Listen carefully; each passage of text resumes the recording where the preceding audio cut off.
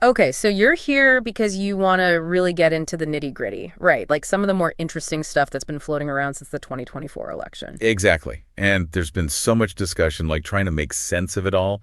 But we want to zero in on this one angle. It's really been catching our eye. We've noticed it too. And we figured, let's deep dive into this. Absolutely. So the heart of it is like all these claims going around about how certain people are feeling after the election, or right, like their reactions. Yeah, and it's all kind of wrapped up in this YouTube video we found from the Ring of Fire. They're taking a deep dive into this Financial Times article. And this is where it gets interesting, right? So the video, they're making this pretty bold claim. They're saying that some, and get this, Wall Street bankers are feeling, quote unquote, liberated to use, well, offensive slurs after Trump's win. It's a heavy topic, no doubt. Yeah, no kidding. And we're not here to say how many people actually feel this way or if it's even, a widespread thing. Right. But what we do want to do is break down these claims, see what the video is saying, the context they're giving, and think about, well, what this perspective, even if it's just a few people, what could it mean? It's kind of a window into something, right? Like even if it's a small window, it's showing us something. So let's get into it. This whole feeling of liberation. What's the YouTube video claiming? Okay, so they're saying there's this group of Trump voters, right? Yeah. Specifically, they're pointing to people in finance, Wall Street types, as they put it. And now these folks are thinking, hey, we have this newfound freedom, We can express our, well, the video calls them worst instincts. Worst instincts, wow. And the part that really jumps out is that they're claiming this includes feeling free to, actually use racial slurs. Yeah, no, it's pretty jarring. And then the video, they actually share this direct quote from a Wall Street banker, supposedly from this Financial Times article. The quote, as they present it, is, "I feel liberated, we can say the RW," and they spell that out as racial slur and pussy, without the fear of getting canceled. It's a new dawn now. Whoa. So they just lay it out there, huh? They do. And it's important to note that in the video, they explicitly use, that abbreviation RW and the full expletive for pussy. They don't shy away from it at all. No sugarcoating, huh? None whatsoever. Ah. And the way the Ring of Fire interprets this is pretty straightforward, too. They're saying, okay, this banker, and maybe others who feel the same way, they see Trump's election as permission granted. Almost like a free pass to use language that's, well, let's be honest, most people would consider totally unacceptable. I was they think the rules have changed on what you can say out loud, Like anything goes now. Yeah, that's the vibe they're getting. So it's almost like a shift in what's considered okay. Right, exactly. But here's where it gets really interesting. The video, they don't just focus on that one slur comment. They also bring up another quote, also supposedly from someone on Wall Street, who said, "Most of us don't have to kiss ass because, like Trump, we love America and capitalism." And this one, it's a different kind of feeling. Oh, so. Well, the first one, it's super blatant, right? It's directly about using offensive language. Right. But the second quote, it's more about a feeling of, not needing to play by the rules anymore, we don't have to pretend to be something we're not because Trump's win, it validates our beliefs, our values.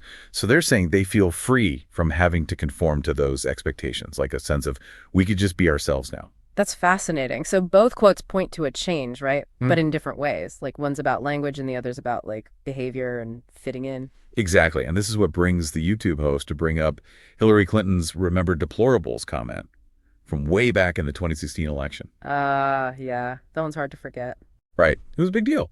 So the video host, they're saying there's this direct link between what this banker is saying about slurs and this whole concept of a deplorable attitude. Their argument is that this feeling, this liberation to use offensive language, that's exactly what they think Clinton was trying to describe with that comment. They're basically saying it wasn't actually aimed at the everyday working class Trump supporters, but more at those who hold these prejudiced or offensive views. Regardless of whether they're rich or poor, it's a very specific take on that whole debate. Well, it definitely puts a new spin on it because back then it was all about who she was calling deplorable, right? But now they're connecting it to this feeling of being liberated to say whatever. Right. But even as the video is highlighting this, this feeling of freedom to use slurs, they also make a really important point, a counterpoint to that whole idea. They say, look, regardless of how some people might feel, if you actually go out and use slurs, you're still going to face the consequences. They actually say, quote, you will still be canceled for saying those kinds of things. So they're acknowledging that there's still a line, right? Right. It's like, okay, maybe some people feel like things have changed, but that doesn't mean the social norms around offensive language have vanished. There's still a potential for backlash. You can't just say whatever you want and expect no one to care. Okay, so they're presenting both sides, the feeling of liberation and the reality of potential consequences. Exactly. Now, the video also gets into this question of, like, how did this comment from a banker even end up in a Financial Times article? Yeah, good point. And their theory is that it wasn't like the Financial Times was out there specifically looking for people saying this kind of stuff. Right. They think the newspaper was probably working on this broader story. Like, how is Wall Street reacting to Trump's election? What are their expectations? What are they worried about? What are they hoping for? And it's within that context that this, like, super shocking comment about feeling liberated to use slurs just pops up. Yeah. Probably caught the reporter off guard. You're like, wait, did he just say that? Exactly. It's like an accidental peek into the mindset of at least one person in that world. And it's unsettling, to say the least. But as we're talking about all of this, it's really important to be super clear about something. Absolutely. We need to be completely transparent here. Right. Our focus is on reporting what's in the YouTube video and the Financial Times article they cite. We are not endorsing any of these viewpoints, especially the stuff about using slurs or any political affiliations. We're just trying to lay it all out there. Exactly. We want you to understand what's being claimed in the context that it's being presented. Okay, so having heard all of this, what do you think is the main takeaway for our listeners? Well, the central point of this commentary, as highlighted by the Ring of Fire, is this claim that some people in finance, they're feeling emboldened after the 2024 election.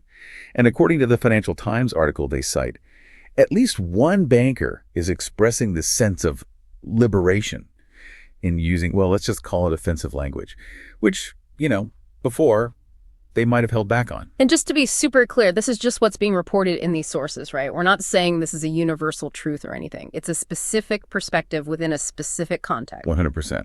And that brings us to the bigger question.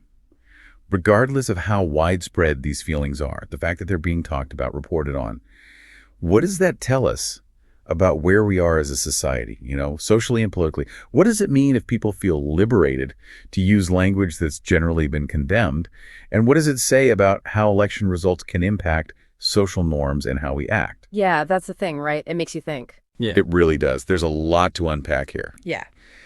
And hopefully this deep dive has given you some food for thought, something to think about beyond just the surface level of these claims. That's what we're here for. Exactly, to get you thinking.